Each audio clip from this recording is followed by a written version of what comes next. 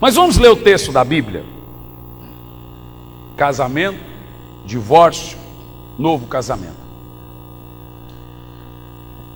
Jesus disse: eu, porém, vos afirmo que todo aquele que se divorciar da sua esposa, a não ser por imoralidade sexual, e se casar com outra mulher, estará cometendo adultério, ou vice-versa. Vamos ler de novo para ficar bem claro o texto.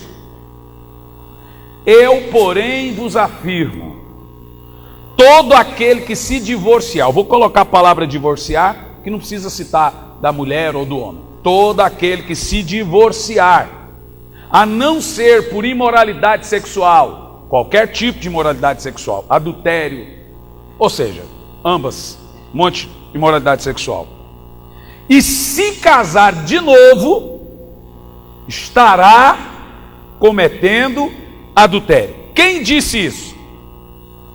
Quem disse isso, gente? Jesus Cristo, que está falando no livro de São Mateus.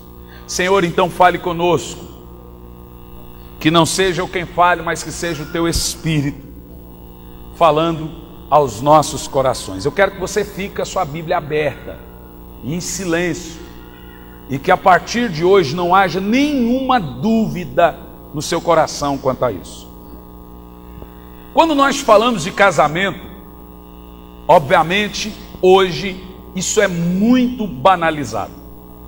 O casamento deixou de ser um pacto, uma aliança, passou a ser um teste. As pessoas estão testando. Vamos ver. Não é até que a morte os separe mais, é até que a primeira briga os separe. Casamento sempre foi algo muito sério. O casamento nasceu no coração de Deus, não no coração do homem. O casamento, ele não nasceu na terra, ele nasceu no céu. Casamento não é uma instituição humana. Divórcio é uma instituição humana, mas casamento é uma instituição divina. Segundo esse texto de São Mateus, Jesus deixa claro o que o casamento é. Presta atenção, o que é casamento segundo as declarações de Jesus a partir do verso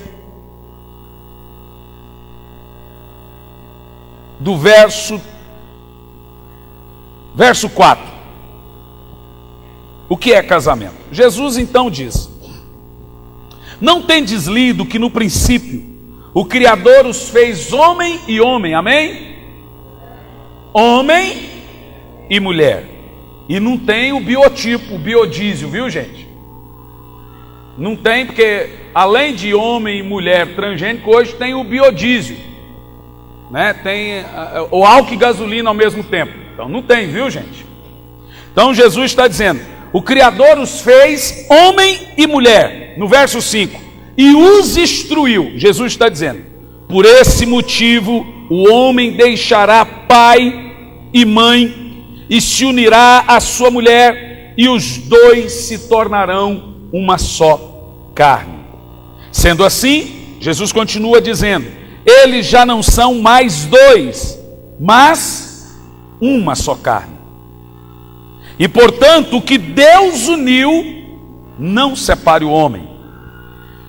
E então os fariseus interrogam: então por qual razão Moisés mandou dar certidão de divórcio à mulher e abandoná-la? Vou parar esse texto, daqui a pouco eu volto nele.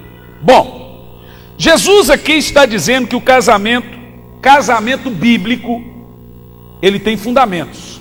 O primeiro, o casamento ele precisa ser heterossexual. Jesus Cristo diz: Deus fez homem e mulher. Então, eu não quero entrar no mérito da questão aqui, porque realmente eu quero pegar essa mensagem e divulgá-la. Então hoje eu não vou falar como falei na terça-feira. Eu não posso divulgar, senão eu vou preso. Mas, apesar dos casais homoafetivos buscarem seus direitos, irem atrás de seus direitos, eles podem fazer uma união, eles podem ficar juntos, podem fazer tudo. Mas casamento é entre homem e mulher, de acordo com Jesus. A Bíblia diz: Deus fez homem e mulher. Diz o seguinte: e deixará o homem a sua casa e se unirá à sua mulher. Não é o seu homem ou a mulher se unir também à sua mulher. É o homem se unir à mulher e a mulher se unir ao homem. Então o casamento perante as palavras de Jesus é heterossexual. Em segundo lugar, o casamento também é monogâmico, ou seja, deixará o homem em seu pai e sua mãe e se unirá à sua, não às suas mulheres. Então não é um casamento polígamo.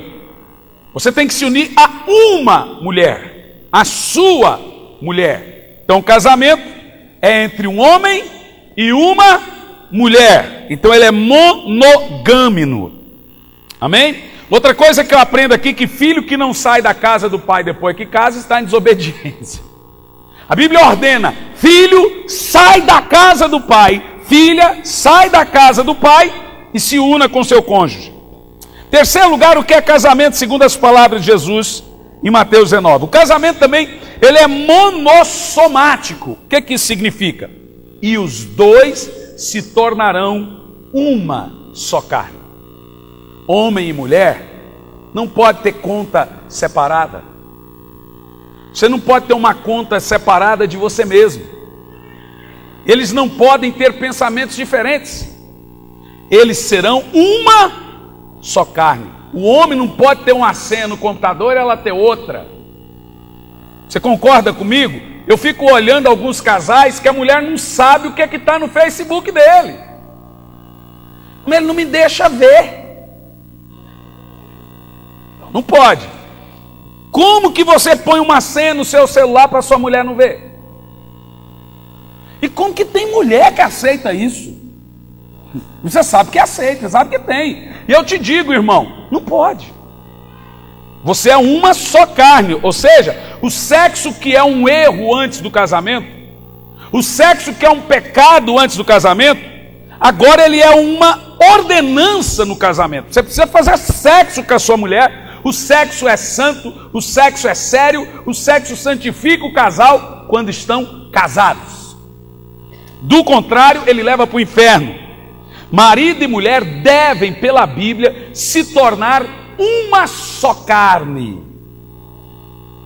E por quê? Segundo as palavras do apóstolo São Paulo, a Bíblia diz que homem e mulher, marido e mulher, que não se unem no ato sexual, dão lugar ao diabo, ou às diabas. Em quarto lugar, o que é que o casamento é, segundo as palavras de Jesus? Ele é indissolúvel. E aqui é onde nós iremos trazer todo o teor e o fundamento doutrinário dessa pregação. Aqui nessa parte que Jesus disse: o que Deus uniu, não separe o homem.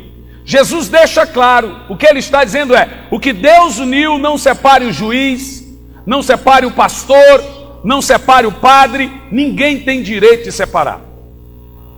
E essa palavra, inclusive, é uma discussão hoje na igreja dos crentes, que não tem compromisso com a verdade e com a palavra. Mas pastor, não foi Deus que uniu. Eu casei na Umbanda, na Quimbanda, no Candomblé. Eu não era cristão, eu não era salvo quando me casei, então não foi Deus que uniu. Perante a Bíblia, o casamento é o quê? Quando uma pessoa perante Deus é considerada casada, é por causa da cerimônia na igreja? Não. É a cerimônia que faz uma pessoa ser declarada casada, mesmo porque a cerimônia não está na Bíblia. A gente gosta de cerimônia porque a gente gosta de comer, gosta de glamour. Não existe casamento cerimonial, a mulher entrar de branco na igreja. Não tem. Isso é bonito, é válido, todo mundo gosta, faz parte do bom costume. Isso é um bom costume. Mas biblicamente falando, o que é o casamento? Quando a Bíblia reconhece um casamento na Bíblia? Romanos capítulo 7, no versículo 2, 3 situações faz uma pessoa se tornar casada perante Deus. Primeiro, no sexo. Mas só o sexo também não resolve. Se nós falarmos que só o sexo, uma pessoa já está ali no sexo, já está casada, então quem está amasiado pode ter uma discussão. Não, pastor, perante Deus estou casado. Hoje, inclusive, tivemos um debate de manhã entre os obreiros, debate. E foi passada essa questão. Mas pastor, se a pessoa faz sexo com uma só pessoa, é fiel a essa uma só pessoa? Se não tiver esses 3 requisitos, a relação dela matrimonial não é uma relação legítima. Se não é uma relação legítima, não é uma relação considerada por Deus, então é prostituição e adultério. No sexo, de acordo com a lei, e quando há uma manifestação pública de 2 pessoas de quererem ficar juntos. No sexo, na lei e manifestação pública de 2 pessoas de ficarem juntas. A lei é o que muito importa aqui. Romanos capítulo 7, versículo 2, o apóstolo São Paulo diz: por exemplo, pela lei a mulher casada está ligada ao marido enquanto ele vive, mas se ele morrer, ela está livre da lei do casamento. De acordo com o que a Bíblia fala, o casamento ele é reconhecido por qualquer lei. Se o camarada está lá na tribo de índio, e o índio fala, você está casada segundo as leis da tribo, ele está casado de acordo com a lei. Lei é um regimento. A lei do país, a lei de Deus, a lei regimentar de qualquer lugar, faz de uma pessoa casada. É uma lei. O que ligardes na terra será ligado no céu. Então não importa se a pessoa casou na macumba, no centro de macumba, no espiritismo, se ela casou, aonde casou, ela é ligada pela lei. Aí é claro, nós vamos lá, vamos fazer a cerimônia, abençoar essa pessoa, que é importante. Então as pessoas, primeiro, elas casavam pela lei. Se fosse a lei judaica, pela lei de Moisés. Se fosse a lei romana, pela lei do imperador. Na época da Babilônia, ou seja, sempre teve uma lei, ok, gente? Sempre teve uma lei. Diante desse fundamento doutrinário, a pessoa agora ia para a noite de núpcia. E é engraçado, eu gosto muito de séries e filmes medievais. Você sabe que as pessoas ficavam em volta. E até engraçado, na noite de núpcia, esperando consumar o casamento, e quando consumava, e aí, consumou? Consumou. É interessantíssimo, quando você estuda a história, as pessoas ficavam esperando, porque o casamento, podia casar na lei, mas ele só era consumado depois do sexo. Você entende o que eu estou falando? Então a pessoa se casou na lei, consumou no sexo, e manifestou publicamente que está casada, perante Deus ela está casada. Então, quando o crente, pastor, eu vou separar, porque que Deus uniu não separa, mas não foi Deus que uniu o meu casamento. Espera aí, você casou na lei? Você fez sexo? Você deu demonstração pública que vocês estão casados? Você está casado. Não quero saber quem fez seu casamento, você está casado. Ai, pastor, mas não foi Deus que uniu, isso é responsabilidade sua, não de Deus. Então por que você agora tem peso na consciência e escolheu mal? Você quer questionar a Bíblia? Deus não tem nada a ver com as nossas escolhas. Você escolheu errado, você tem que arcar com as consequências. E quando nós falamos de escolha, presta atenção no que eu vou dizer. Todo homem, toda mulher dá sinais que vai ser uma boa esposa e um bom marido. Eu posso falar de alguns sinais para vocês? Primeiro sinal, toda pessoa, todo homem que trata bem a mãe vai tratar bem a mulher. Isso é regra. Porque ele vai transferir para a esposa toda a relação que ele tinha com as irmãs e com a mãe. Toda menina que trata bem o pai vai tratar bem o marido. Do jeito que trata irmão e pai, trata marido. É costume, é uma transferência de ambiente. Por exemplo, é no namoro e no noivado que você conhece se a menina é porca, se ela não é. Não adianta depois de casar falar, pastor, minha mulher é uma porca, minha mulher tem bafo, minha mulher até cabelo no sovaco ela tem, minha mulher faz uns ronco e outros ruídos a mais embaixo da coberta.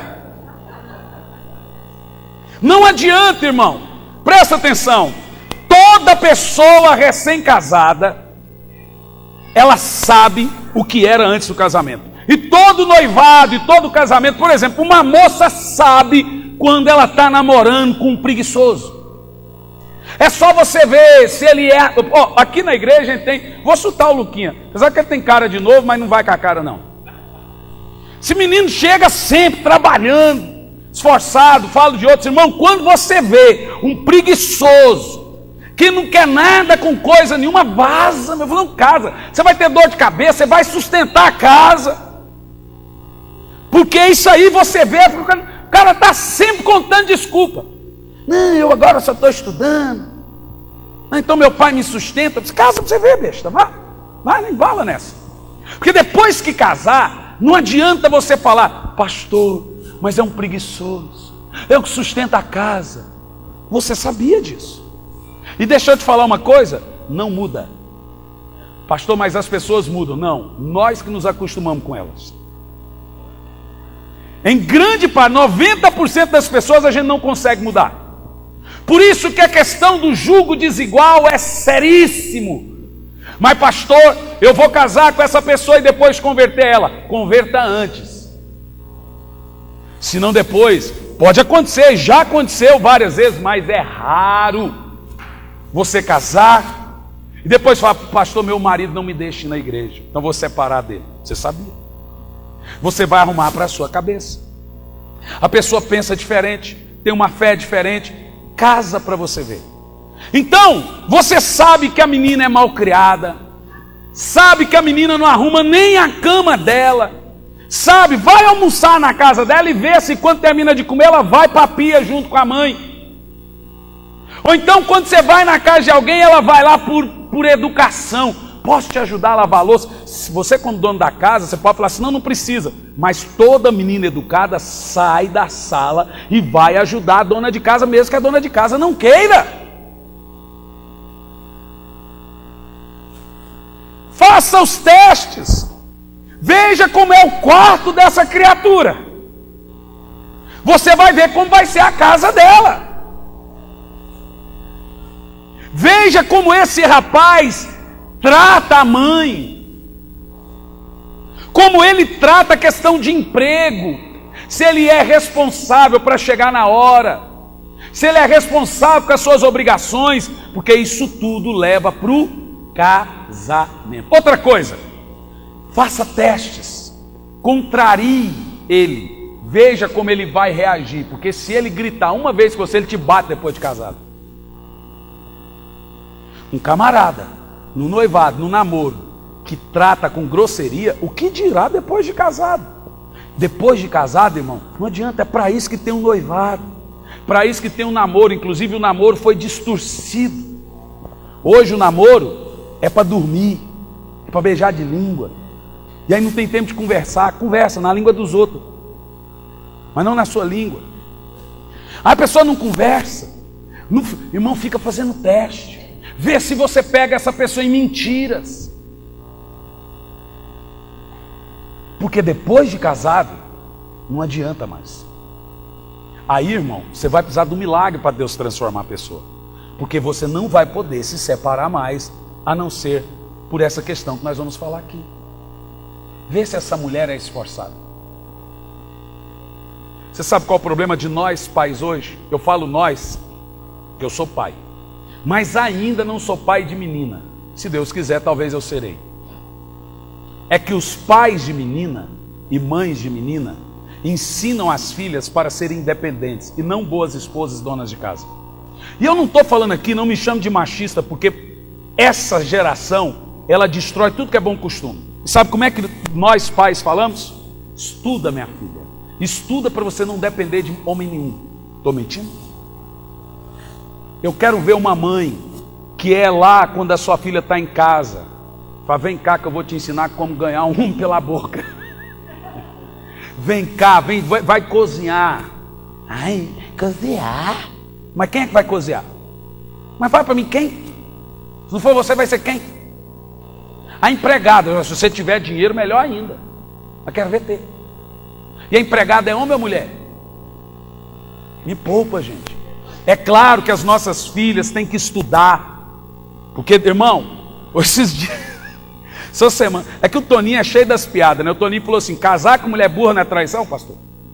Falei, por que, Toninho? Porque a mulher me traiu, ela não falou que era burra. Esses dias eu vi uma... A gente ria de chorar, né? Mas tem coisa, irmão, ensina sua mulher a estudar, a se portar bem. Quem treina a esposa é o marido. E quem treina o marido é a esposa. Não adianta depois de casado ficar pondo defeito. Essas coisas é a sua escolha. E Deus sabe o quanto você não ouviu o conselho para se casar.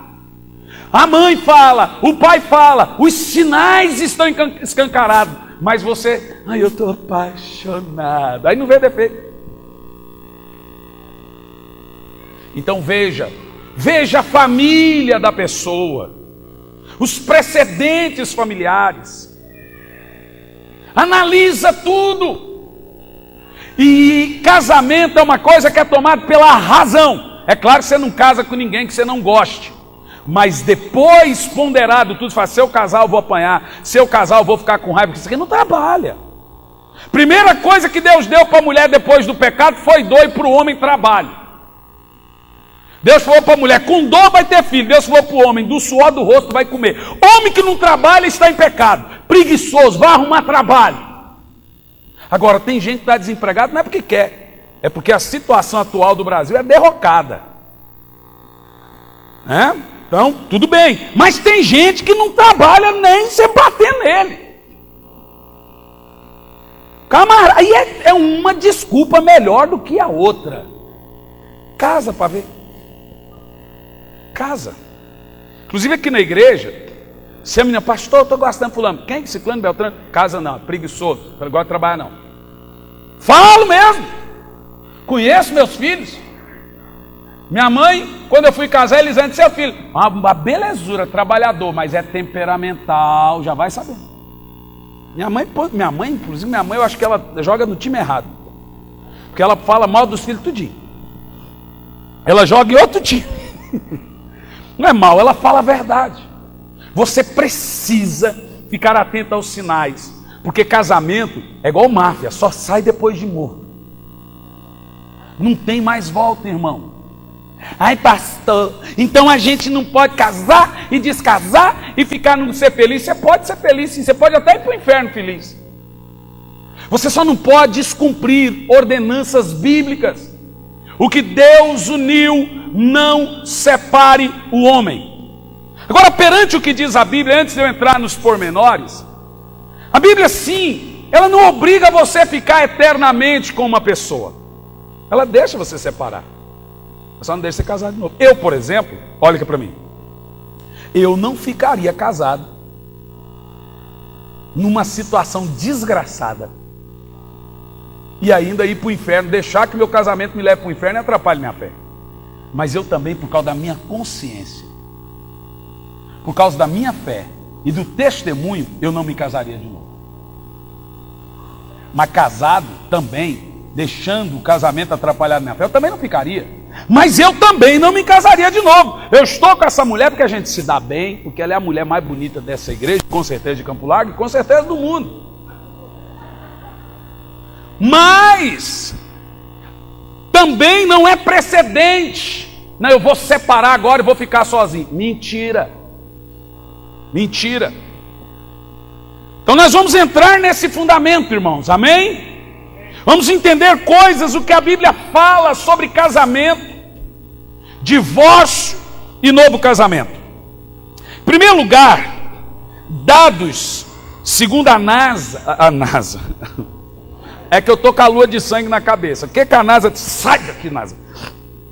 Então, dados de acordo com os órgãos regimentares da situação, mostra que no Brasil o divórcio chegou a 56%. Nos Estados Unidos ultrapassou a 65%. E desses números, 75% dos divórcios são as mulheres que pedem. Você vê que quem divorcia é decisão das mulheres. Perante esse fundamento, o que a Bíblia fala do divórcio? Agora, em primeiro lugar, preste atenção. O divórcio não nasceu no coração de Deus. Na realidade é o contrário. Deus odeia, Ele abomina, expugna o divórcio. O divórcio não é bíblico, não é de Deus e não é projeto de Deus. Pastor, mas eu tenho direito de ser feliz. Eu também, então vou roubar uma Land Rover que eu acho lindo. E aí eu vou ser muito feliz com essa Land Rover. Vai por mim. O pessoal do PT deve estar muito feliz com o que fizeram. Então, em nome da felicidade, nós podemos fazer outras pessoas infelizes? Então, nós precisamos entender esse fundamento. Amém, meus irmãos? Em primeiro lugar, em Mateus 19, os fariseus estavam testando Jesus e não querendo aprender. E aí Jesus vai dizer para os fariseus: não tendes lido aonde? Lido na lei, os 318 mitvás de Moisés. Quando os fariseus perguntaram a Jesus, Jesus estava na região de Bereia, que tinha como rei o rei Herodes, que tinha acabado de decapitar João Batista, porque João Batista confrontou o seu recém-casamento ilícito. Agora vocês percebam que nós temos no mínimo 2 profetas na Bíblia, um que quase morreu e um que morreu porque confrontou essa questão de casamento fora dos padrões de Deus. E agora os fariseus interrogam Jesus, esperando que Jesus faça o que João Batista fez, para que ele também perca a cabeça, mas Jesus é Deus. Jesus sonda o coração e sabia que os fariseus não queriam aprender, queriam questionar. Então fala: Jesus, é lícito o homem se divorciar da sua mulher por qualquer motivo? Qualquer motivo banal, briguei, se aconteceu isso, aconteceu aquilo outro, vou separar. Jesus vai dizer assim: não tendes lido que desde o princípio Deus criou homem e mulher e disse: se por essa causa deixe o homem seu pai e sua mãe, se unirá à sua mulher, tornando uma só carne, e aquilo que Deus uniu não separe o homem? Então a Bíblia diz que os fariseus retrucam. E agora, no primeiro momento eles queriam colocar Jesus contra o rei, agora eles querem colocar Jesus contra Moisés, porque eles vão dizer o seguinte: mas então por que Moisés mandou da carta de divórcio? Ao qual Jesus responde: Moisés não mandou, Moisés permitiu. Veja que como um distorcimento muda a coisa. Moisés permitiu o divórcio por causa da dureza do coração. A palavra original aqui, dureza do coração, é orgulho. Jesus agora está deixando claro que o motivo maior do divórcio é o que, gente? Orgulho, dureza do coração. É melhor divorciar do que acertar a coisa. É melhor divorciar do que um ceder, pedir perdão, reconhecer seus erros. Então Jesus fala: por causa do vosso orgulho. Outra coisa, um cristão não tem coração duro porque ele deve não ter mais coração de pedra. Porque uma coisa que acontece no novo nascimento é que Deus tira o coração de pedra e coloca o coração de carne. Então o coração, o cristão, ele tem fruto do Espírito, não tendo coração duro. Isso não serve para nós, irmãos. Mas diante disso, Jesus dá o mandamento cristão. A lei de Moisés é assim. Inclusive eu uso isso aqui para falar do dízimo. Ah, mas no Novo Testamento não tem dízimo. Mas veja bem, Jesus mudou por várias vezes e aumentou o padrão entre lei de Moisés e seu mandamento. Nessa casa do casamento ele fala assim: a lei de Moisés permitiu carta de divórcio. Porém eu afirmo que na lei a pessoa podia ter carta de divórcio, sim, como Moisés permite. Mas eu afirmo que quem se divorciar a não ser por imoralidade sexual está adulterando. Aí eu te pergunto, em qual parte do Novo Testamento Jesus disse: eu afirmo que na lei você dava 10%, agora você não precisa dar nada? Jesus trouxe outro mandamento nesse quesito? Não trouxe. Mas preste atenção nos fundamentos. Abra sua Bíblia em Deuteronômio 24, no verso 1.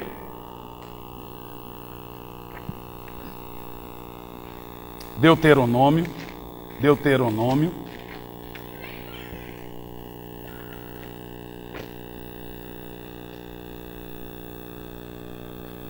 No verso 1.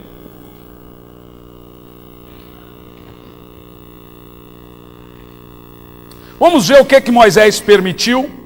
Presta atenção nos detalhes, porque depois dessa mensagem eu não quero que fique nem uma dúvida. 24 primeiro.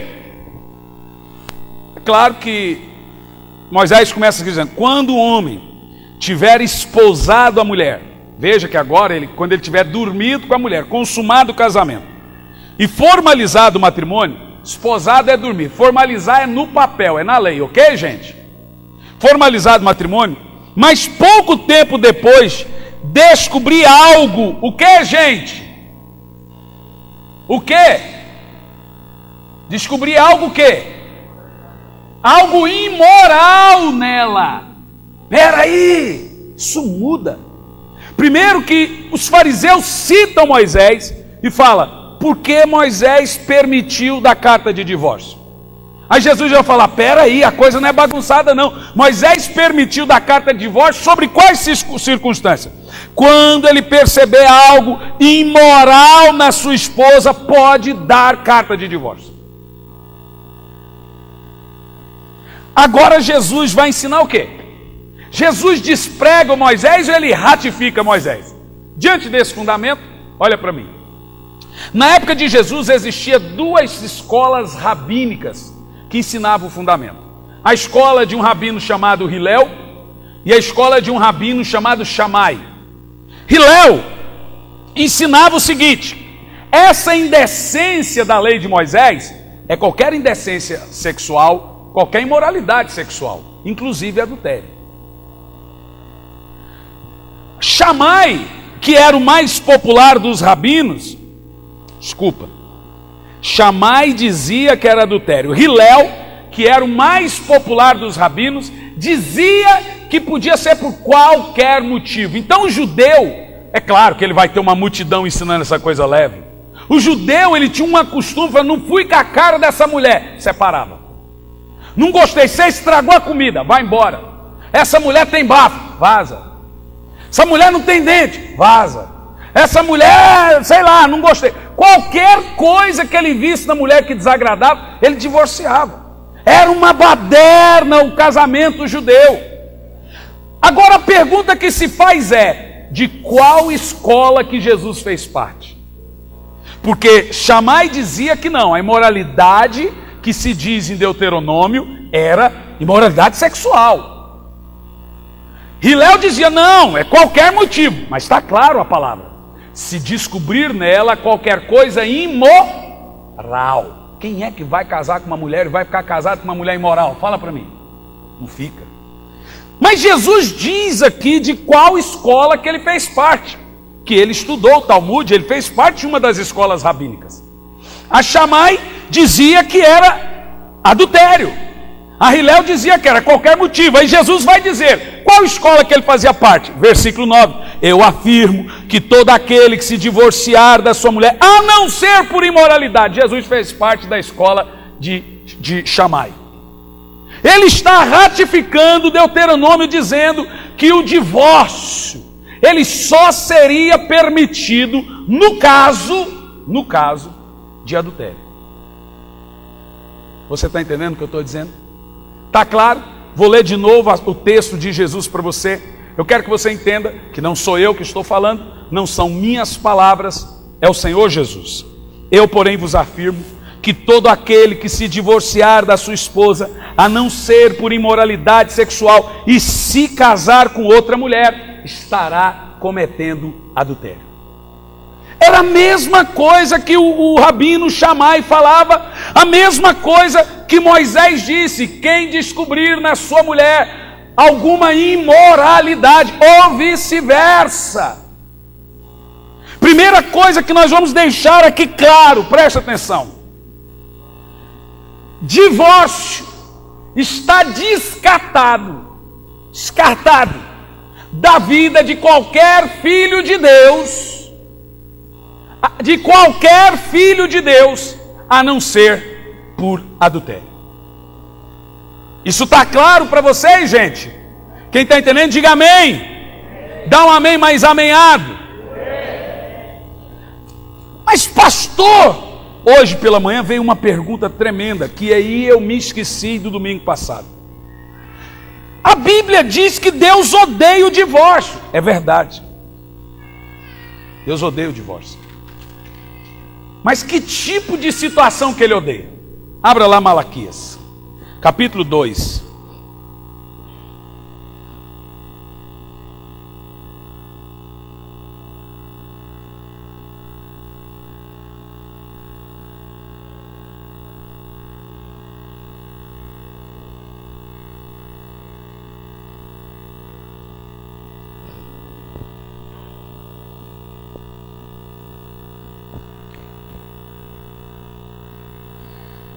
Presta atenção no texto que nós vamos ler.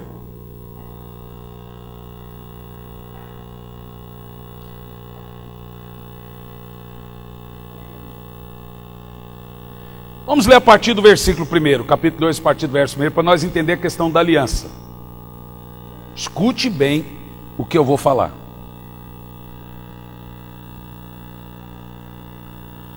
Nós vamos ler aqui que a ira de Deus recai sobre uma pessoa que não é fiel. Presta atenção.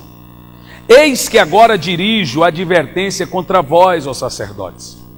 Se não me ouvirdes com toda atenção, a fim de honrar o meu nome, afirma Yahvé dos exércitos, lançarei tal maldição sobre vós, que até as vossas bênçãos serão amaldiçoadas. Olha lá, isso é seríssimo.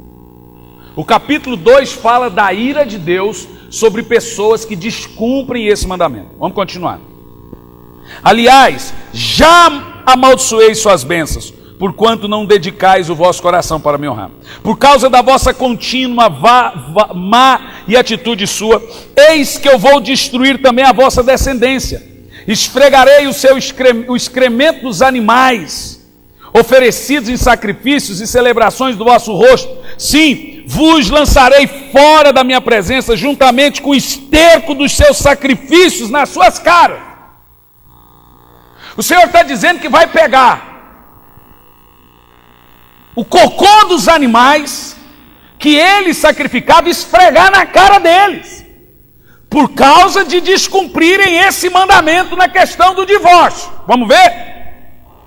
A minha aliança com os sacerdotes e os descendentes de Levi foi uma aliança de vida e paz, que na verdade lhe dei para que me temessem. Levi respeitou com amor reverente, temeu o meu santo nome. Quem está acompanhando comigo? Vamos lá?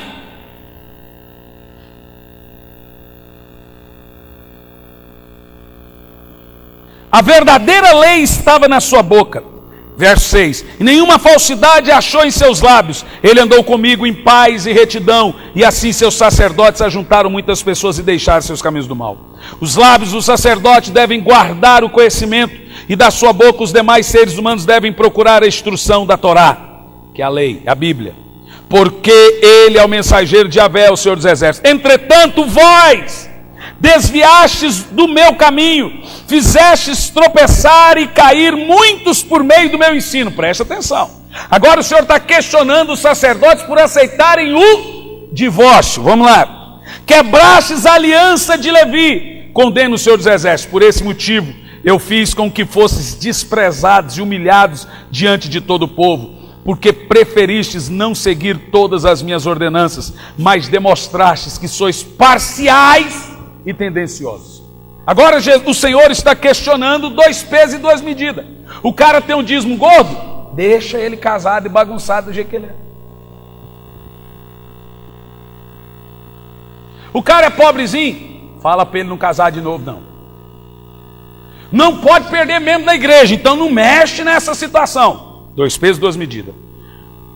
No versículo 10 o Senhor vai falar sobre infidelidade e o divórcio. Ora, não temos todo o mesmo Pai querido? Não fomos todos criados pelo mesmo El Deus? Por que será então que quebramos a aliança dos nossos antepassados, praticando infidelidade uns com os outros? Sim, Judá tem sido infiel. Uma atitude repugnante foi cometida em Israel e Jerusalém. Judá desonrou o templo de Yahvé, o Senhor. Homens casaram-se com mulheres que cultuam deuses estrangeiros. Aqui é o julgo desigual. Sendo assim, Yahvé eliminará da tenda de Jacó todo homem que agir desse modo, seja quem for, ainda que estejais trazendo ofertas gordas ao Senhor. Mas não é só isso, além de tudo, ainda cobris o altar do Eterno de lágrimas, prantos e gemidos, reclamando que ele já não dê mais atenção às vossas ofertas, tampouco aceita os ranços de prazer. Agora veja bem, meus irmãos, o Senhor está dizendo, o crente está reclamando porque que a vida dele não vai para frente, e o Senhor está perguntando, eu vou te explicar por quê, porque você não honra a aliança que você tem com seu cônjuge. Nenhuma pessoa que não honra o matrimônio não vai ser feliz, não vai ter a vida abençoada, vai chorar, nada na minha vida dá certo, não vai dar certo, porque você ou destrói casamento, ou destrói o seu, ou bagunça, sei lá. Continuando o texto, 15. Ora, não foi o Senhor que fez deles um só? Continua. Eles lhe pertencem. É o 14 agora. Mesmo assim, insiste em questionar. Por quê? Ora, porque Yahvé tem sido testemunha entre ti e a esposa que tens da juventude, entre você e a sua primeira mulher, para com a qual fostes infiel, não cumprindo a promessa de lealdade que é feita no altar. Embora ela fosse tua companheira e a mulher da tua aliança matrimonial, você não cumpre, vou ser fiel a você até que a morte nos separe, você quebra a aliança. Agora, antes o Senhor disse, está explicado porque é que você chora, reclama e a vida não vai para frente. Deus não ouve esse tipo de oração, não vai ouvir. Você pode chorar, reclamar, Ele não vai ouvir a oração de quem está em adultério continuado. Versículo 15, ora, não foi o Senhor que fez deles um só? Eles lhe pertencem corpo e espírito. Quando você se casa com uma pessoa, e você está casado, você e a mulher é um só corpo, e você e a mulher e Deus é um só em espírito. Como que você vai quebrar essa aliança que você faz com a sua esposa e Deus?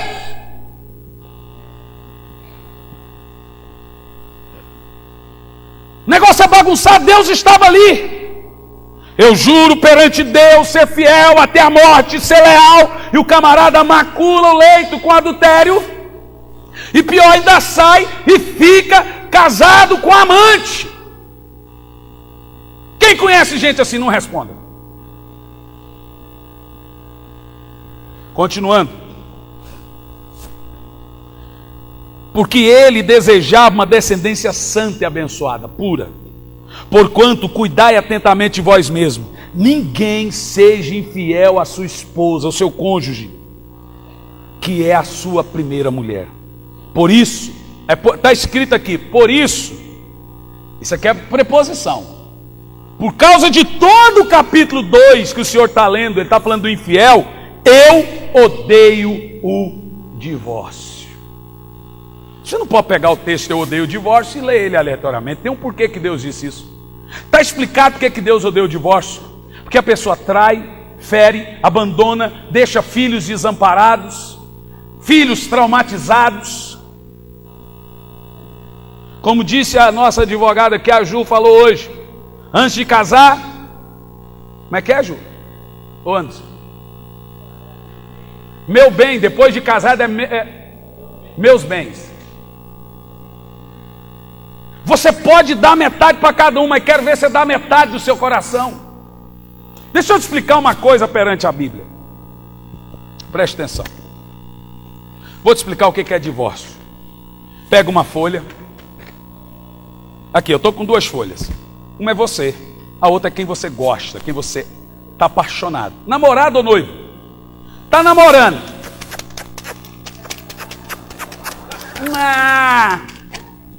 Pode não. Das amassadinhas, das pegadinhas, segura o tchan, irmão. Tá namorando. Agora tá noivo. Já tá amassado, o negócio já tá tão junto, tá quatro. Tá noivo, ó, mas ainda é 2 pessoas. Mas já tá noivo. Tá assim, ó. Já tá quase. Noivíssimo. É que eu não tenho uma cola aqui. Não tem, né? Não tem, mas eu vou amarrar. Não dá para amarrar. Mas isso aqui é namorado, isso aqui é noivo. Agora casado, sabe como é que é? Uma só carga. Imagine que aqui tem uma cola agora. Imagine, não tem aqui, mas tem uma cola. Agora é casado. Vamos separar. Sabe o que acontece? Quando você vai separar e tem uma cola, um pedaço fica para um lado, outro para o outro. Você não sabe quem é mais o dono daquele coração. Vai ficar ferida pro resto da vida. E se não ficar em você, vai ficar nos filhos. Então deixa eu te falar uma coisa. Se está difícil casado, você não tem noção como vai ficar depois de separar. E quando o Senhor fala que Ele odeia o divórcio, por isso é importante pregar de novo, que nada disso eu falei do domingo passado. Quando o Senhor fala que Ele odeia o divórcio, o Senhor está vendo como ficam os filhos. Como fica um dos cônjuges ferido. Aí a pessoa fala, mas eu tenho direito de ser feliz às custas da infelicidade da sua família, dos seus filhos, da vergonha dos parentes e da humilhação que você faz o nome do Senhor passar. Você está debaixo da ira de Deus. Segundo o que diz a Bíblia. Pastor, mas isso é Velho Testamento. Se eu for para o Novo, você vai sair daqui chorando, que é pior. O Novo é pior do que o Velho. Porque a igreja hoje está assim, quando convém, no velho, quando convém, no novo. Na questão do dízimo, fico com o novo. Na questão do casamento, eu fico com o velho. A igreja hoje está assim. Moisés deu carta de divórcio, então eu creio no Velho Testamento. A Bíblia no Novo Testamento não fala de dízimo, então eu creio no Novo. A igreja está assim. Eu quero te dizer que a Bíblia toda é a Bíblia toda. Nós temos 66 livros. Uns, palavras de Deus, e o resto inspirados por Deus. Aí, pastor, a Bíblia foi escrita por homem. Queria que fosse escrita por quem? Por um cavalo?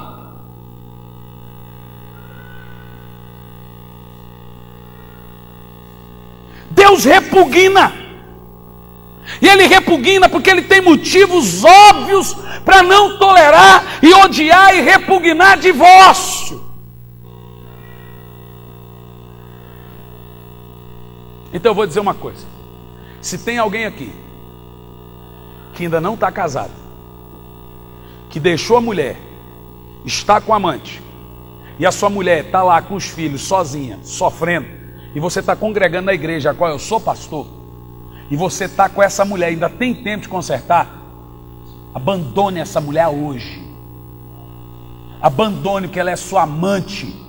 Volta para a sua família, ou arruma outra igreja para você. Muda de vida ou muda de Deus. Nós não podemos tolerar destruição familiar e ficar calados. Aí, essa semana eu ouvi da boca de um sociólogo. Sabe o que eu ouvi? A igreja vai aceitar casamento gay. E um outro retrucava: não vai. Ele dizia: vai. Mas moço, casamento gay é pecado. Ele sabe o que ele disse? Divórcio também é. E a igreja aceitou. E eu quero lhe perguntar: o que destrói mais uma família? Um casamento de 2 pessoas do mesmo sexo? Um casamento de um casal gay? Ou o divórcio de um pastor? Ou o divórcio de uma... O que destrói mais uma família? Um casal gay se casando ou uma pessoa se divorciando? Nós estamos brigando contra aborto, que de fato é vergonhoso também. Nós estamos brigando contra o casamento homoafetivo, que de fato é antibíblico. Mas nós estamos nos esquecendo que 40% dos que estão defendendo a família já destruíram a sua. Estão defendendo só a família dos outros agora. Alguns desses que nós estamos vendo defendendo a família já estão no 2º, 3º casamento. Recentemente nós vimos um candidato a presidente da República na televisão defendendo a família e foi questionado por um jornalista: mas o senhor está no 3º casamento. Qual das famílias esse homem está defendendo? A primeira, a segunda ou a terceira família? Ou você acha que destruição familiar é somente não deixar dois homens se casar, duas mulheres se casar, ou proibir aborto? Eu quero te dizer que um divórcio faz muito mal na sociedade do que dois gays se casando. Porque pecado, de grave por grave, ambos são vergonhosos. Nós não toleramos casamento homoafetivo? Não. Nós não toleramos aborto? Não. Nós não toleramos legalização das drogas? Não. Mas também não aceitamos divórcio. Mas também não aceitamos que essa coisa seja ensinada e abertamente desse jeito. Esse é o problema da jurisprudência doutrinária. Se você aceita uma vez, você vai ter que aceitar. Por isso que a igreja, de modo geral, vai aceitar casamento gay. Ou ela aceita casamento gay, ou ela rejeita o divórcio. Porque não tem jeito. Você entende o que está sendo pregado aqui? Quem entende, diga amém. Ou seja, você não sabe que uma pessoa que vem de uma família divorciada, ela vai precisar do milagre de Deus na sua estrutura emocional, para lá na frente, ela conseguir ser curada, e ainda passar para os seus filhos. E aí mãe que tem problema familiar, passa, filha, cuidado, ela já entra no relacionamento com crise, com medo, com trauma. Eu antes de me casar, eu pensava, será que essa mulher vai dar certo? Será que o meu casamento vai ser igual ao casamento dos meus pais? É inevitável. Por isso que o Senhor está dizendo em Malaquias, eu, o Senhor, odeio o divórcio. E nós também. Eu quero que você diga em 3 vezes, em alto e bom som, nós odiamos o divórcio. Por gentileza. Mais alto. Eu também, pastor, mas tem coisa que não dá. Eu entendo que tem coisa que não dá. Mas veja bem o que eu vou dizer para vocês. A igreja, de modo geral, tem 2 linhas interpretativas na questão. Falamos sobre casamento, falamos sobre divórcio. E agora eu quero concluir falando sobre novo casamento. Agora é o pepino da história. Se nós ficássemos só no divórcio e no casamento, toda a cristandade iria concordar. Agora, a crise doutrinária hoje é o casamento indissolúvel. Olha para mim. Presta atenção. Existem 2 linhas doutrinárias em toda a cristandade hoje, tanto católico como protestante, que tem visões divergentes da questão do novo casamento. Porém, em nenhuma dessas 2 linhas não existe a terceira linha do tipo pode separar e casar do tanto que quiser sem motivo algum. Nenhuma igreja, nem católica e nem protestante, defende a tese que uma pessoa que se divorciou por qualquer motivo pode se casar de novo. Nenhuma! Não existe pastor, não existe padre, ninguém em sã consciência que fale.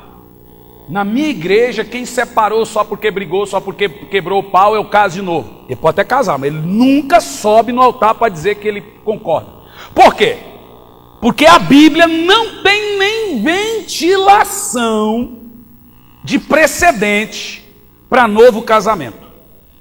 Nem ventilação. Agora escute o que eu vou dizer. Tem linha que concorda com o que Jesus falou e com Deuteronômio.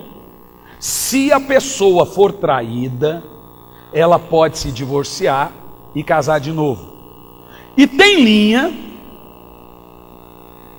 eu esqueci o nome do detentor dessa linha da Universidade da Família. Eu realmente tenho um livro dele, gosto demais, respeito, prega muito sobre mordomia, mas também não estou lembrando. Mas tudo bem, o pessoal do Casados para Sempre da Universidade da Família defende a tese de que, independente se a pessoa foi traída ou abandonada, ela não pode se casar de novo em nenhuma hipótese. Em nenhuma hipótese não tem novo casamento. Então nós temos essas 2 linhas. Então existe 2 linhas. Uma que permite o novo casamento se tiver imoralidade sexual. e a outra que não permite novo casamento. Essa já é parecida com a Igreja Católica. Inclusive, na Igreja Católica, uma pessoa que é separada, ela não pode ser nem padrinho de batizado, nem padrinho de casamento. Divorciado na Igreja Católica é excomungado, eles não querem nem saber se foi traído, se não foi. Agora, como que nós acreditamos? Como que nós cremos? Você quer saber? Quem quer saber, diga amém. Bom, eu respeito a linha da Universidade das Nações, respeito a linha do Casados para Sempre, acho muito lindo. Pecando eles não estão. Porém, o que eu leio em Mateus 19, no versículo 9, é muito claro, e aqui deveria acabar com toda a discussão. Mateus 19, 9, Jesus fala do divórcio. E olha o que ele diz: eu, porém, vos afirmo, todo aquele que se divorciar. Agora Jesus faz um adendo. Ele está falando de casado. E de novo casamento. No mesmo texto ele fala de casado de novo e de casado. Que se divorciar por qualquer motivo, e esse qualquer motivo indica surra, droga, vagabundagem, preguiça, vagabundo, inclui tudo, mulher porca, marido vagabundo, marido viciado, inclui tudo,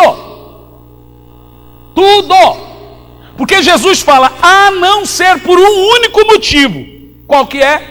Imoralidade sexual. A palavra no grego aqui, que se encontra de imoralidade sexual, é porneia. Qualquer tipo de imoralidade, incesto, pornografia, adultério, prostituição, é modo geral. Tanto que tem Bíblia que está prostituição e tem Bíblia que está imoralidade sexual.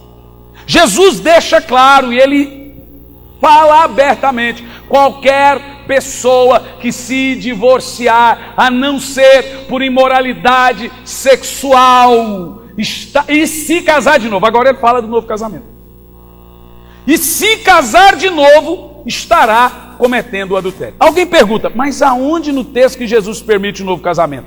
Aí eu defendo até o seguinte, não precisa. Se ele proibiu uma pessoa se casar de novo, a não ser por imoralidade sexual, não precisava ele dizer, olha, quem foi traído precisa casar de novo. Ele já pôs a não ser ali, gente, isso é óbvio. Está claro aqui. A não ser por imoralidade sexual, isso está claro ou não está? E por que eu entendo esse fundamento antes de ver o que Paulo fala? Primeiro fundamento, o cristianismo não é um peso, não é um jugo e nem uma escravidão.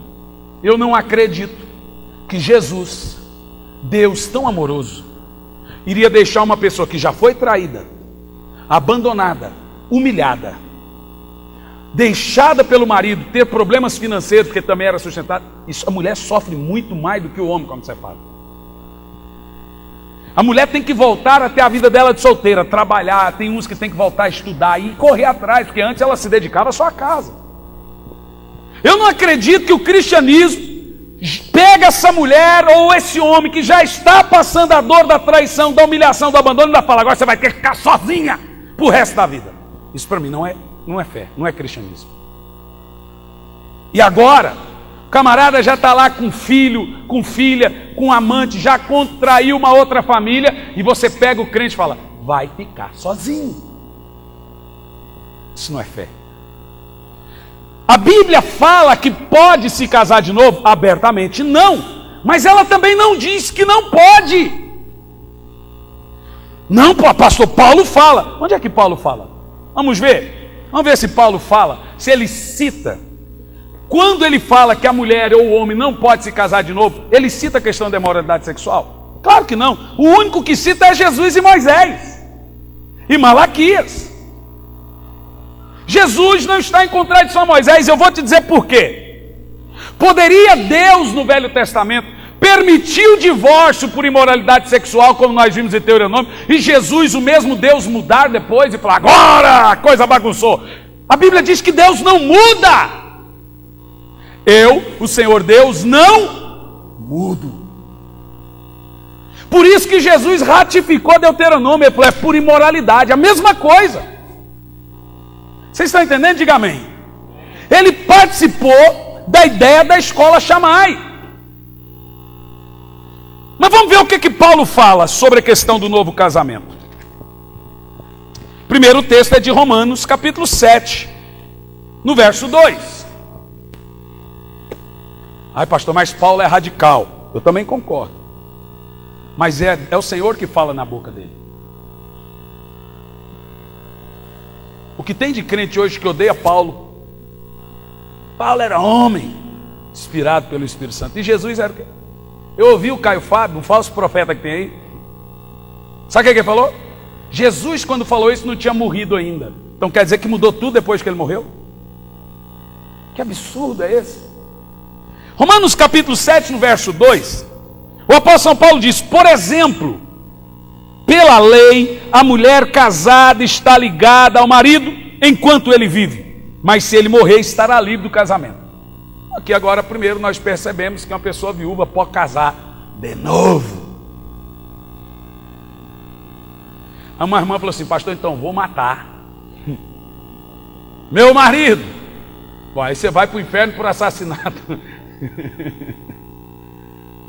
Mas se ele morrer, aí pode. No verso 3: por isso, se essa mulher viúva se casar com outro homem, enquanto seu marido estiver vivo, mulher viúva?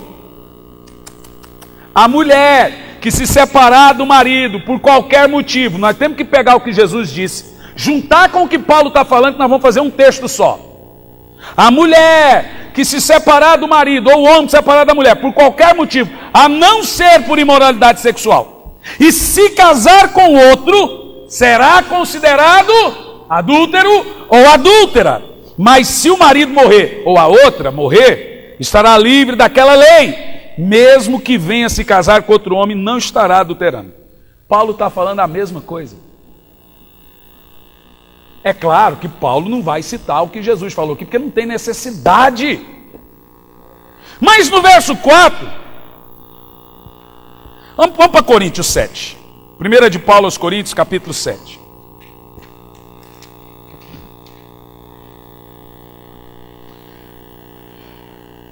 A partir do verso 10.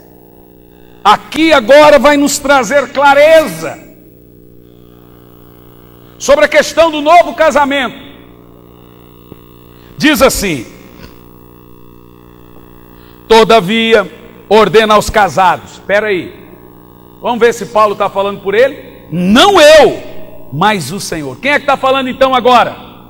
Jesus na boca de Paulo. Que a esposa ou esposo não se separe do marido. Porém, se separar, que não se case. Veja, você pode ficar separado. O problema não está na separação, o problema está no recasamento. Entendeu? Vocês entenderam o que eu estou falando? Não se case, ou que reconcilie com o seu marido, e que o marido não se divorcie da sua esposa. Mas pastor, então não tem novo casamento. Paulo não está nem citando a imoralidade sexual, ele está falando por qualquer motivo. Não tem mesmo. Não existe novo casamento na Bíblia, meus irmãos. Vamos tirar a questão da imoralidade sexual, esqueça o adultério. Não tem novo casamento na Bíblia. Pastor, mas a mulher está apanhando o marido. Todo dia ela leva uma coça. Está em tempo dele matar ela. O que a gente faz? O que eu faço? Que eu já fiz aqui na igreja algumas vezes. Até uma vez uma ficou um tempo na casa do F com a Carol por causa disso. A pessoa apanhava. Eu lembro que a gente tirou do marido, foi para a casa dele para ver se consertava. Alguns irmãos conhecem a história. A gente faz separar, mas divorciar não. Vocês estão entendendo o que eu estou falando? E vai orar, vai conversar com o marido. O camarada é viciado, o camarada é bandido, o camarada é um vagabundo, não vale nada, mas está ali junto. A mulher vai morrer lá dentro, os filhos têm problema. O que a gente faz? Vai lá para minha filha, se separa. Mas posso casar? Não. Casar de novo, só se ele te trair.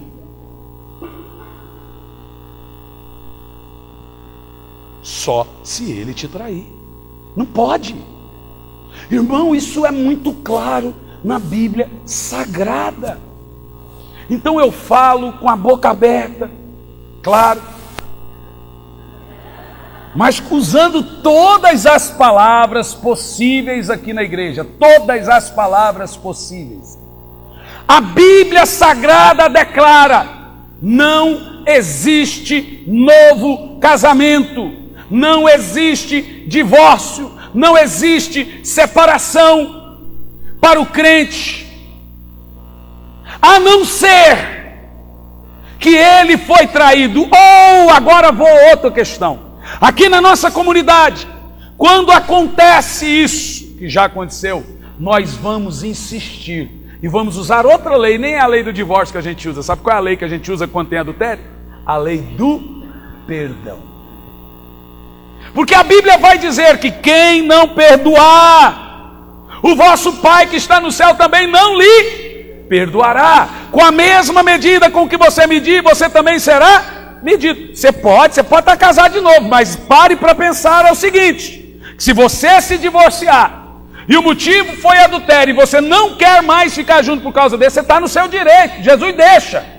Mas o critério do julgamento lá no tribunal de Cristo, seu de perdão, não de casamento, mas de perdão, vai mudar. Porque com a medida com que você tratou nessa questão, você também será tratado quando você precisar do perdão de Deus. Agora, é claro, uma pessoa não se arrepende, ela está manipulando o arrependimento. Pastor, não vai mudar, isso não presta. Ele chora toda vez, mas não presta, não muda.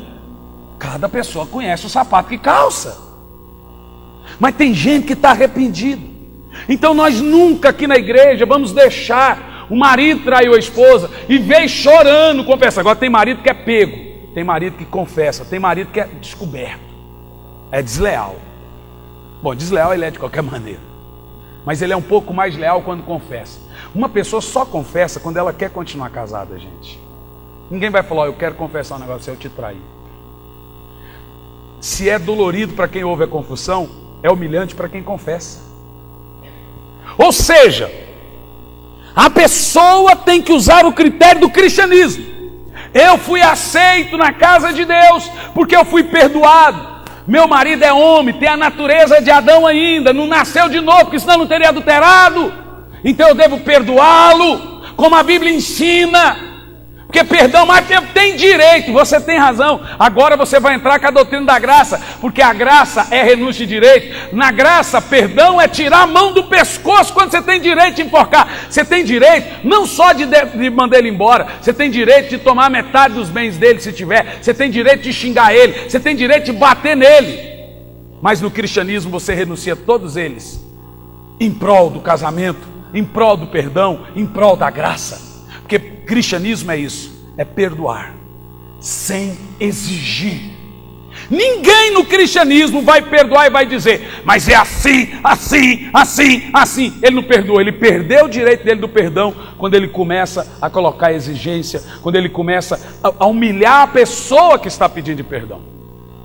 Quando uma pessoa te pede perdão e você humilha ela, você perde o direito perante Deus.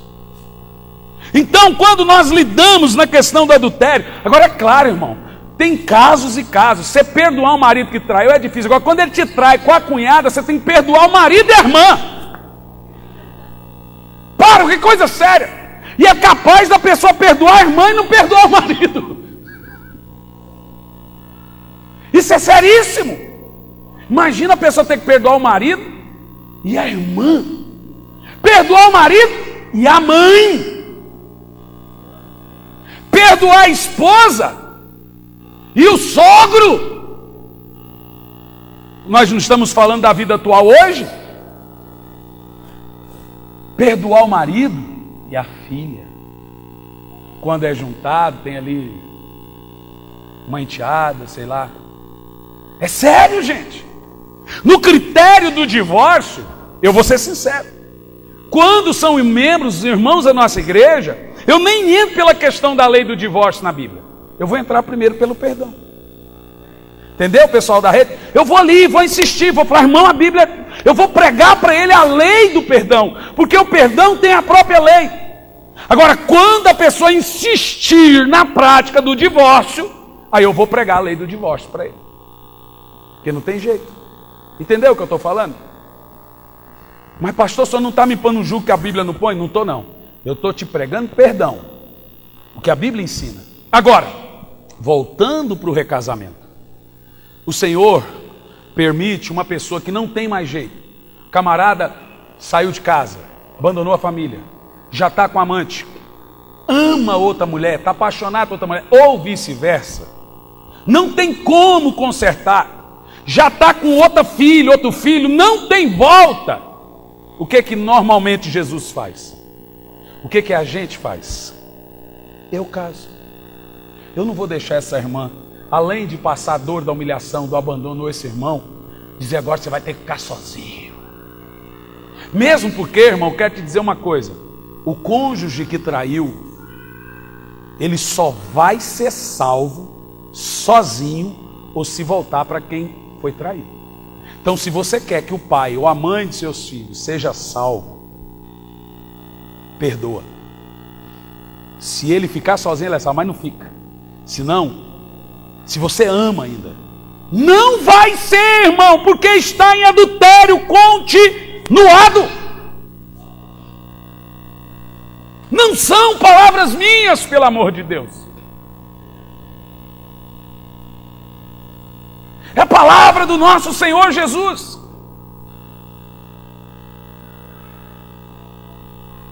Hoje, inclusive, eu já não estou vendo alguns irmãos que durante a semana toda, é a semana, né? Foi essa semana, né? Estão em crise. Gente saiu da igreja. Eu falei, pode ir. Pode ir. Eu não vou mudar. Isso é muito sério. O apóstolo São Paulo fala, estará em adultério. E para onde vão os adúlteros? Responda para mim, igreja. Para o inferno. Adúltero, diz a Bíblia em Apocalipse, não herdará o reino de Deus.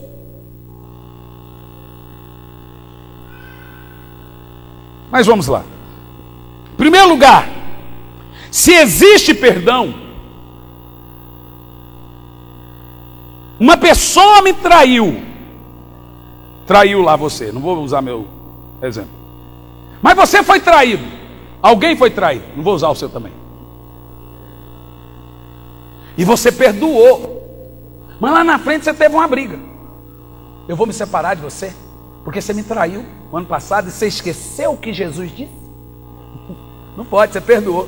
No momento que você perdoou, o passado foi esquecido, você não pode mais voltar nele. Então você não vai poder usar mais esse perdão para depois se separar pelo caso. Agora veja outra situação. A pessoa traída perdoou. A pessoa traída perdoou. Lá na frente, ela se divorciou, ela quis separar. O que traiu se arrependeu e não traiu mais. Mas quem traiu a abandonou e não quis ficar mais casado. E aí quem não traiu, abandonou e casou de novo. Você sabe quem é que está em pecado? Vocês estão entendendo como a coisa é séria, gente? Quem está entendendo, faça assim.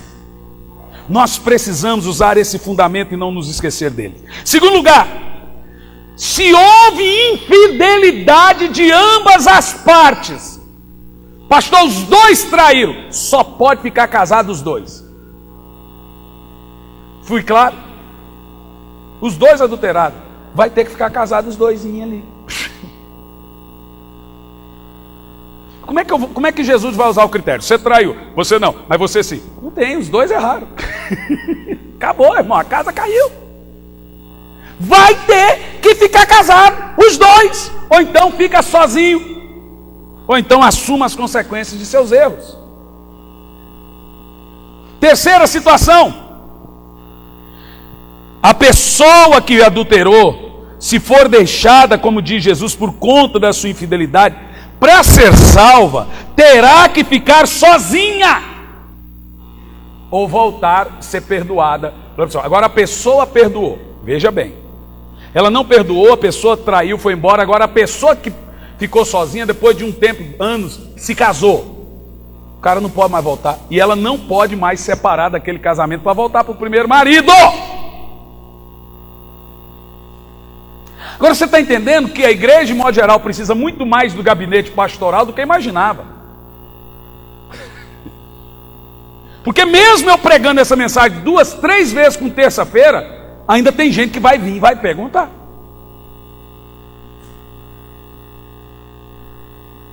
Em quarto, isso é para você ver, antes de entrar no quarto, que adultério é uma coisa seríssima. Segundo Malaquias 2, quem adultera está debaixo da ira de Deus. E o Senhor disse em Malaquias 2 sobre o adúltero: até as suas bênçãos transformarei em maldição, porque você foi infiel com a sua mulher ou com o seu marido. Eu acho justo. Sabe por que eu acho justo?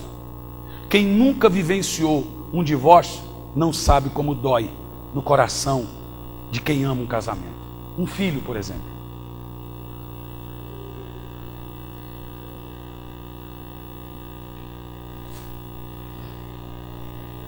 Acho engraçado que antes de casar estou apaixonada. Não houve ninguém, pastor, pai, mãe, não houve ninguém.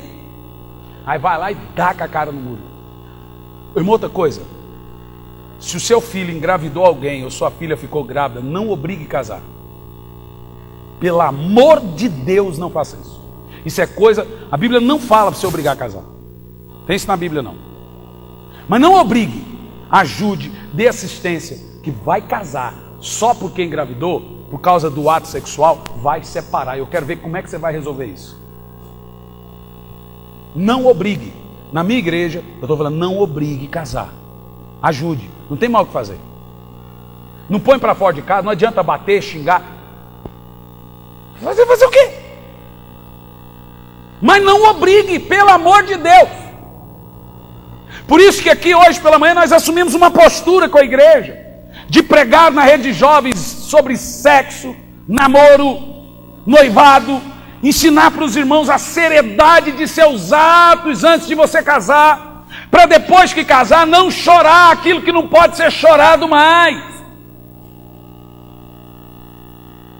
Pastor, eu vim com a vinda assim lá do mundo. As coisas velhas se passaram e tudo se fez. Deus não leva em conta o seu passado quando você não era convertido. Eu vim de outra igreja já assim, mas já era crente. Eu não posso bagunçar a sua vida mais do que estava. Não fui eu que te casei. O que nós vamos fazer agora é consertar. Se arrependa, peça perdão e não divorcie mais. Entendeu o que eu disse? Pastor, eu me arrependo por tudo que eu fiz. Um pastor nunca me confrontou assim, é o que eu estou ouvindo aqui. Eu espero que seja verdade. Mas nunca ouvi essa verdade. Nunca entendi assim, ninguém me disse. Tudo bem, agora você está entendendo. Eu não vou aceitar destruição familiar. Eu não vou aceitar, irmão, está uma bagunça, pastores se divorciando. Pastor falando mal de padre porque não casa. A Bíblia não proíbe o camarada não casar, não. Se tem uma coisa que padre não está pecando é de não casar. Jesus falou, tem uns que tem que tem o celibato e acabou, ué. Eu não tenho não. Eu gosto tanto da fruta que eu casei, meu filho. Não sou gay, não sou padre, eu tenho que casar.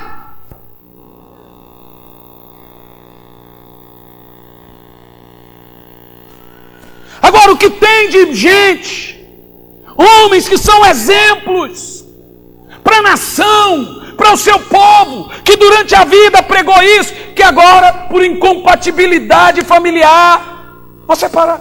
Não tem mais incompatibilidade conjugal do que a igreja e o seu noivo, do que Jesus e nós. Ele é santo e nós não somos. E sabe o que ele faz com a gente? Nos aceita, nos abraça. Ele não pede divórcio da sua noiva, da sua esposa, da sua igreja. Vai orar pelo seu casamento. Pastor, não amo mais. Na realidade você não está falando de amor, você está falando de sexo e de paixão. Porque amor não é sentimento. Não é.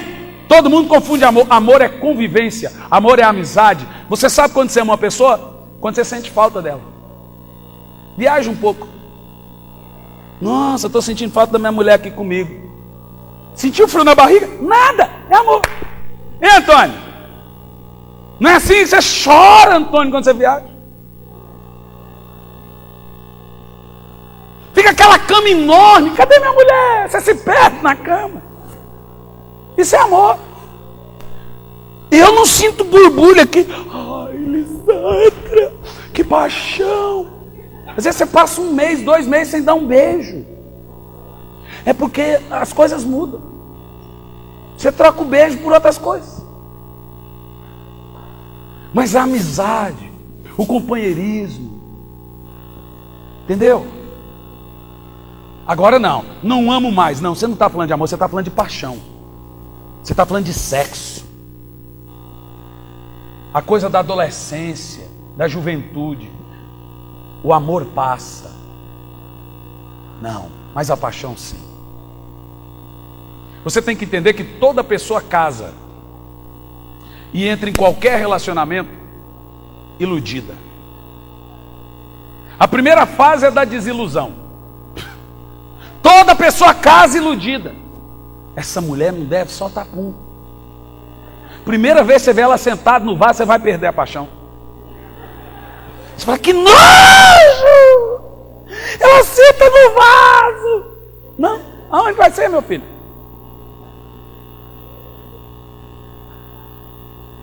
Eu fico absurdo. Quando eu vi minha esposa fazer algumas coisas, que é claro que eu não vou fazer aqui, eu falei, que absurdo!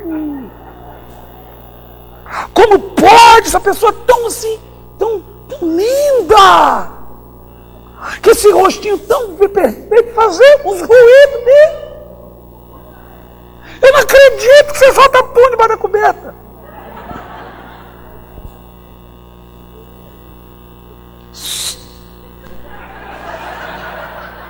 Desgraça minha vida não, mulher. Fica quieta, mulher. Sossega aí, mulher. Mas por isso que dá divórcio. Você vê mulher metida, prometida, quebrando a liderança do marido. Então, irmãos, deixa eu te falar uma coisa. Toda pessoa casa iludida. Quem aqui quer ser feliz? Quem quer ser feliz? Levanta a mão. Então não casa. Se você quiser ser feliz, não casa. Mas se você quiser fazer alguém feliz, casa. Quem não for bem resolvido quando for solteiro, não pode casar. Casar por carência é casar para separar.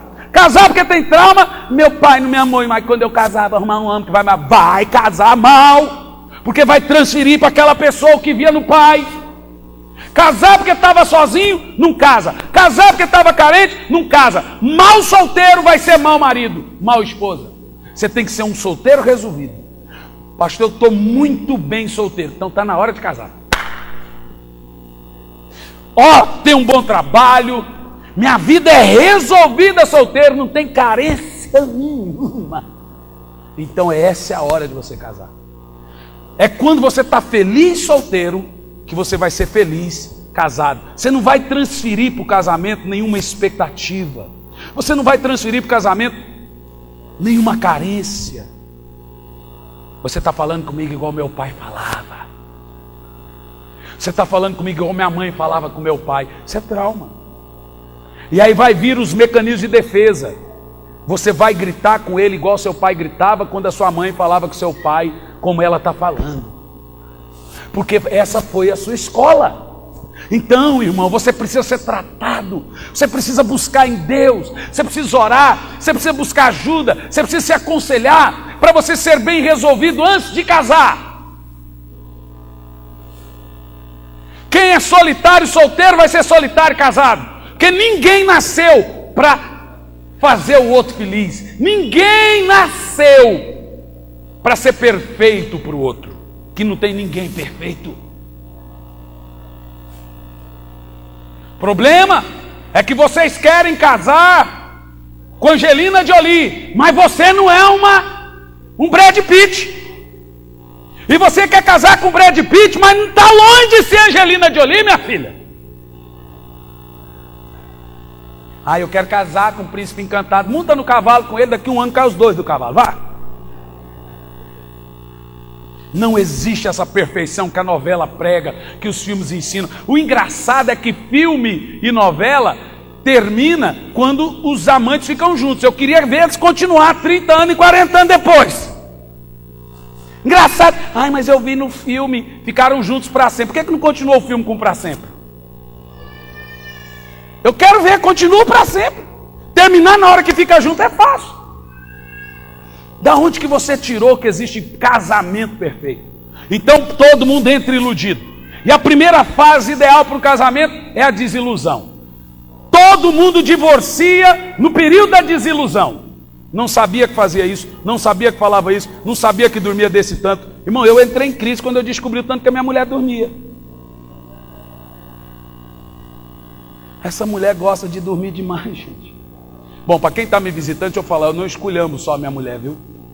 Na realidade, eu só esculhambo eu. De domingo para cá que eu comecei a esculhambar ela. Ela não é igreja. Então, do seu lado, não pode separar, não, senão eu estou lascado nessa igreja. Esse povo aqui te ama, mulher. Vamos lá. O que eu estou dizendo é o seguinte: a minha esposa, eu era noivo com ela, mas isso tudinho eu já tinha visto. Eu chegava na casa dela, a gente só se via no sábado, porque eu viajava muito. No sábado, 1h da tarde, ela estava dormindo. Claro, ela trabalhava a semana toda, saía de casa às 5h30 da manhã, 6 horas. Mas veja, fazia faculdade. Claro, amor, todo mundo sabe que você é leitora da ASNL, você trabalhava.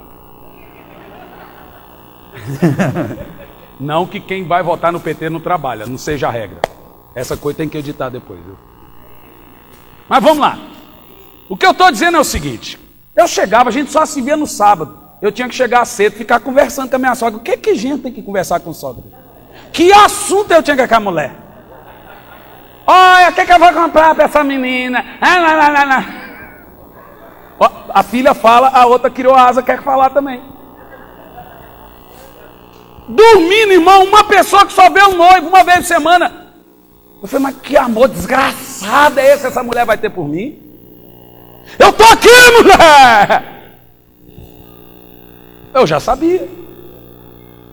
Mas graças a Deus, eu não mudei ela. Porque eu aprendi a dormir também. Eu acordava de madrugada, eu dormia pouco. Acordava era... Agora, irmão, não mudei. Você vê, só não mudei ela me mudou. Passei a dormir muito. Não muda. Eu sabia que a bichinha era tinhosa. Tinhosa. Pastor, sua esposa mudou? Mudou, ela converteu muitas coisas. Mas as outras coisas mudou, não sei, irmão. Vou falar igual o Gianluca falou do tio dele. O Jean não está aqui não, né? Teu tio.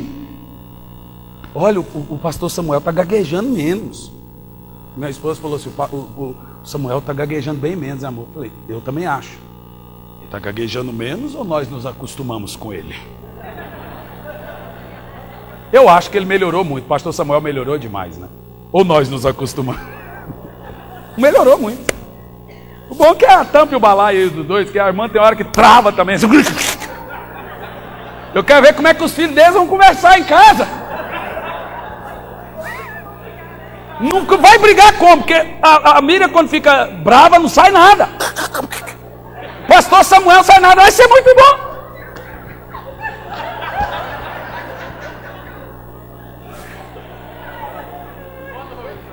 Voltando, não, mas isso faz parte da mensagem. Irmão, se você passar o período da desilusão, você entra no período da maturidade. Ilusão, desilusão e maturidade. Esse período demora uns 3 anos ou 4 ou mais. Eu fico vendo uns casal que briga igual adolescente.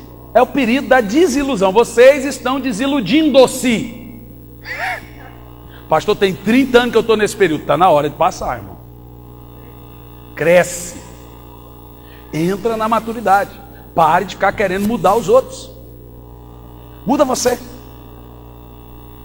Minha mulher, ela tinha uma mania de querer me mandar. Não, mas eu estou dando sugestão. Eu falei, não, você está mandando, vou te explicar. Aí eu comecei a ensinar ela. Como você reage quando eu digo não? Eu fico brava. Então você não está dando opinião, você está mandando. Aí eu disse para ela tem direito de falar, mas sabe o que eu falo? Está registrado sua opinião. Só isso. Ela tem direito. Ela só não pode me manipular. Agora você fala, mulher não se meta nisso, é absurdo, irmão. Você é casado com essa mulher, irmão. Se tem uma coisa que essa mulher faz na sua vida, é se meter nela.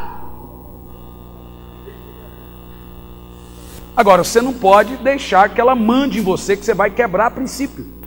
Minha sogra, antes de se converter, falava para Elisandra, um dia eu ouvi, você tem que mandar, Elisandra. Tem que mandar. Hoje ela já fala o contrário, o Guilherme está no paraíso. Ela se converteu. Irmão, você tem uma santa sogra, irmão. Eu queria que você... E aí entra na maturidade. Eu quero falar para os irmãos e concluir agora o seguinte para nós orarmos.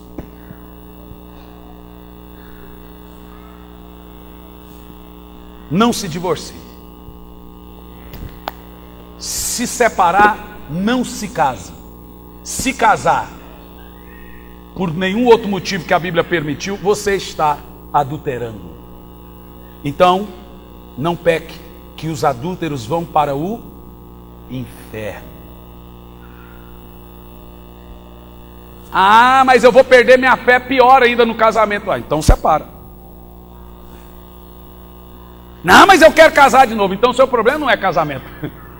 Seu problema é essa pessoa. Você está me dizendo que você não vai ter briga com a outra, então é isso? Porque igual você está brigando aqui, você vai brigar com a outra. Vai separar também? Se o problema é casamento, separa e não casa mais. Não, mas então a outra pessoa, então não é casamento, é sexo. Você não consegue ficar sem. Porque vai brigar.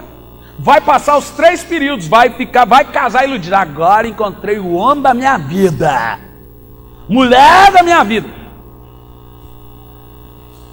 Aí entra no período. Não, pastor, mas sabe por que às vezes dá certo?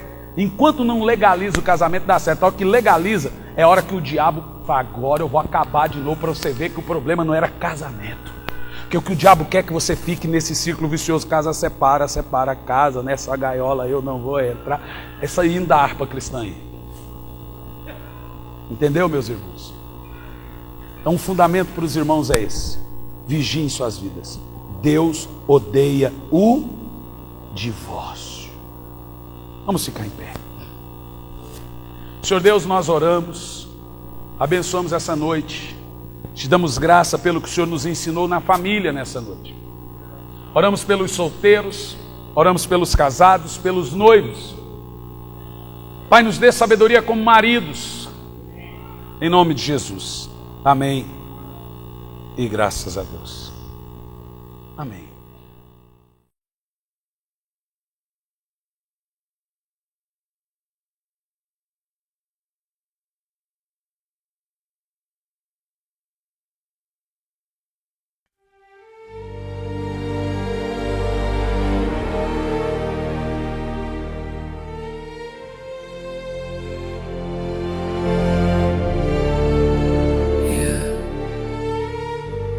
Vértigo de seda, mi calma se queda. Tu piel me provoca, mi alma te toca, mi voz invoca, tu luz sofoca, la noche suspira. Mi mente conspira, tu sombra delira, mi calma se vira. Vértigo de seda, mi pecho en caída, tu culpa metida, mi fe rendida. Cada paso te nombra, mi alma en la sombra. Tu beso me asombra, mi calma se alfombra. El aire me atrapa, mi pecho se escapa, tu nombre me tapa, mi voz se desmapa. Vértigo de seda, mi trama encendida, tu luz prendida.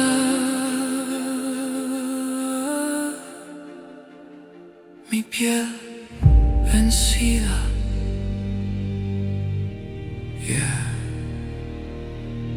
vértigo de seda. Mi alma completa.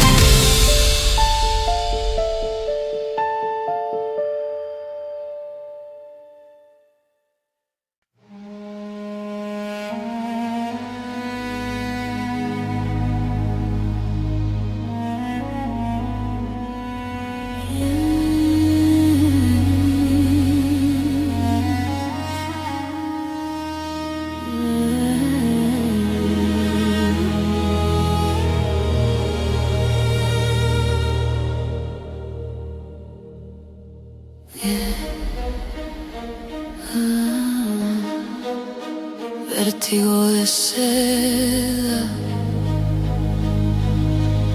mi calma se queda.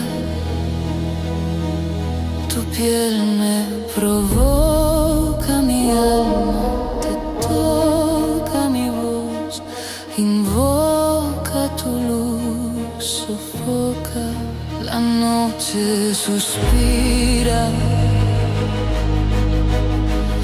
Mi mente conspira,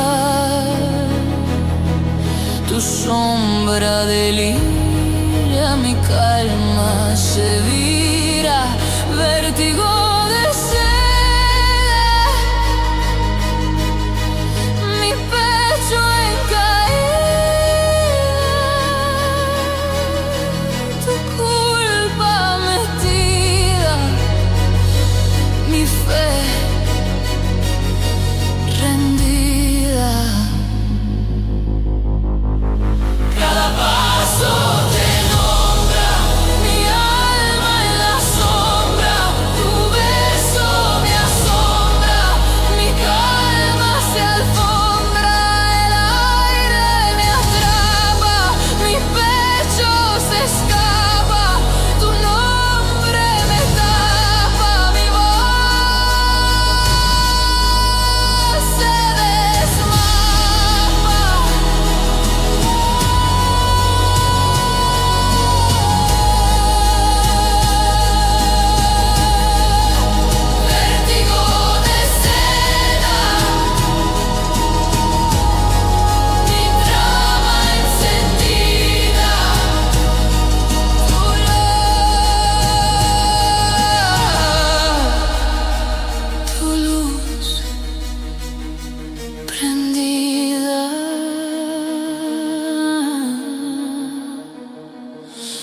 piel vencida, yeah. Vértigo de seda, mi alma completa.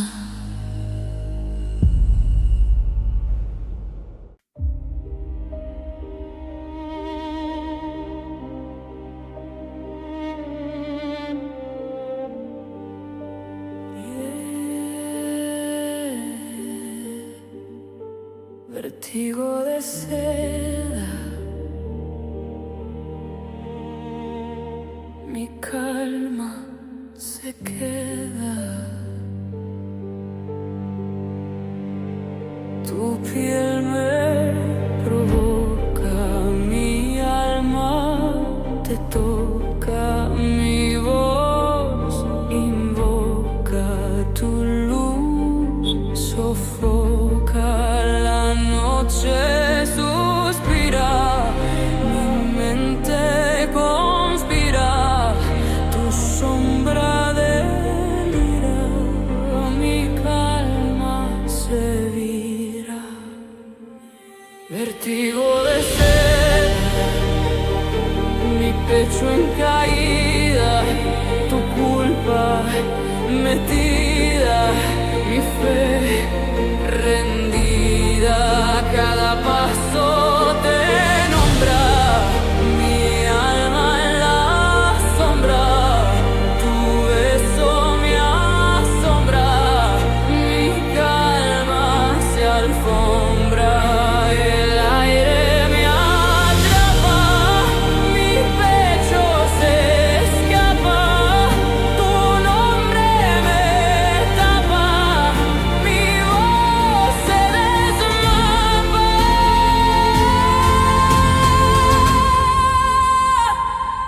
Vértigo de seda, mi trama encendida,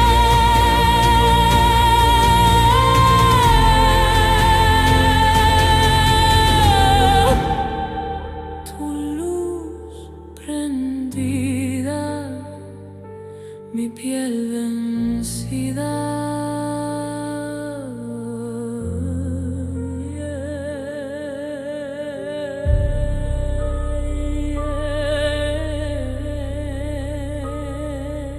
Vértigo de seda, mi alma completa.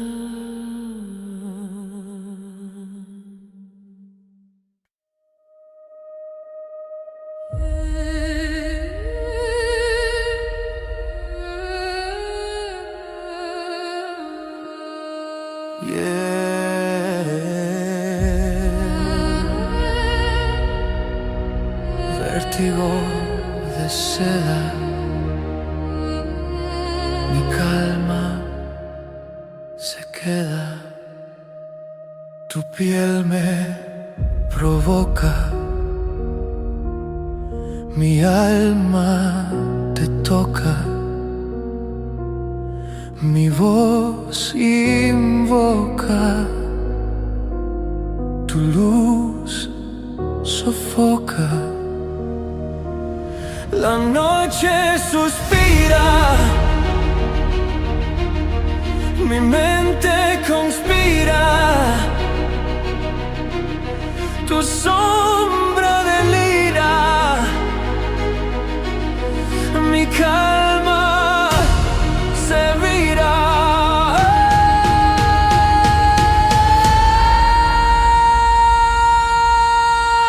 Vértigo de seda, mi pecho en caída,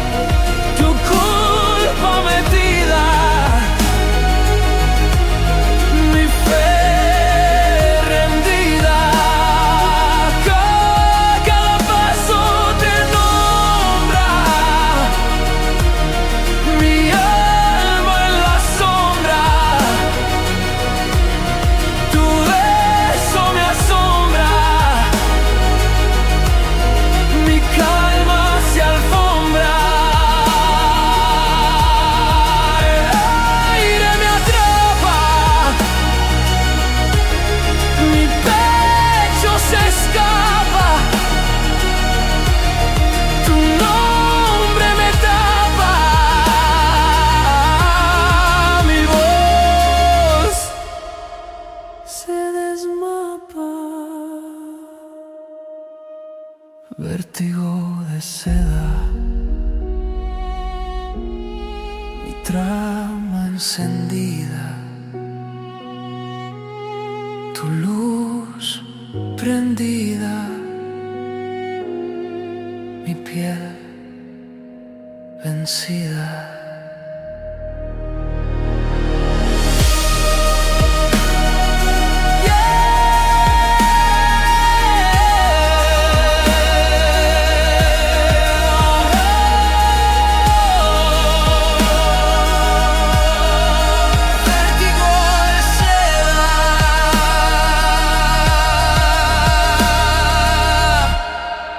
Mi alma completa.